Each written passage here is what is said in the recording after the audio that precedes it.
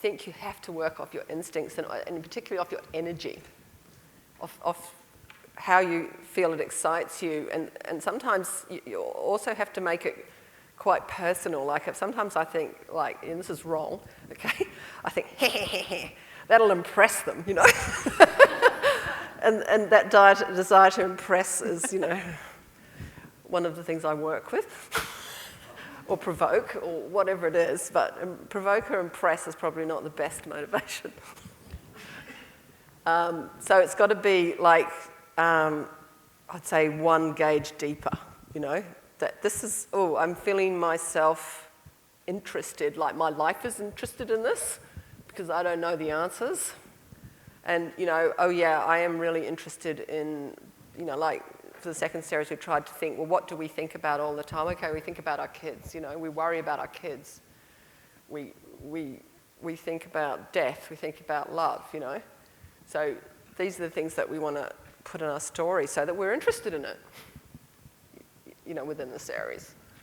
And when we started saying that to each other, we got a lot more interested in our work and how it might, you know, keep us occupied. You know, when people read your scripts, it's really helpful if they get it.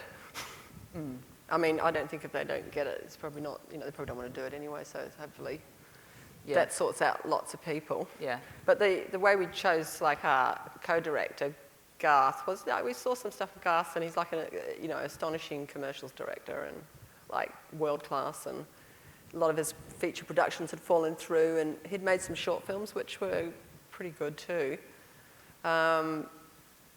Quite risky, and done a little bit of commercial television. But what he did do was he loved the scripts. Yeah. He just said, I'm coming up to see you. I've got to come up. This is just so much my material, you know. I'm just, the women, oh my God, my mum's just like that, you know. She's going to go crazy when she sees it, I can't tell you, you know.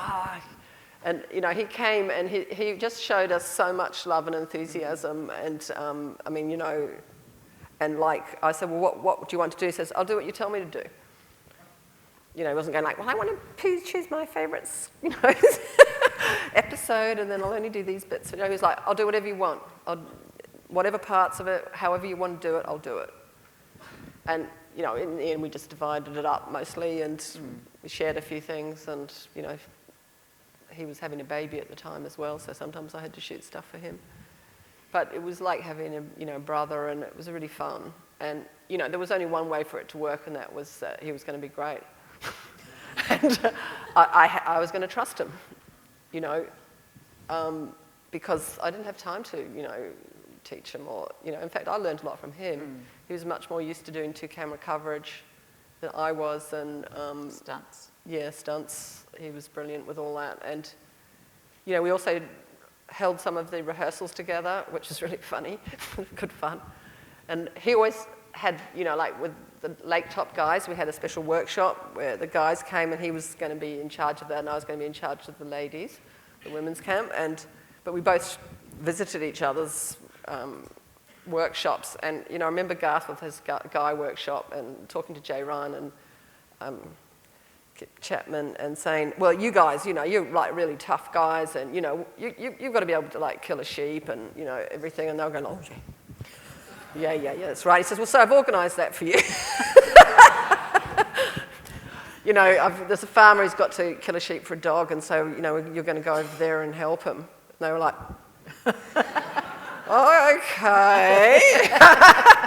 All right, you know.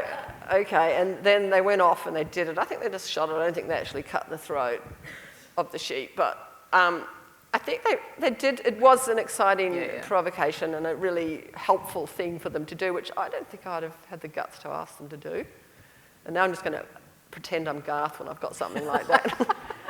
Another thing he said to me is, I heard that he was asking around for a staircase he could use. And I was going, what do you want a staircase for, Garth? He said, oh, I want David Wenham to try and carry a body up it.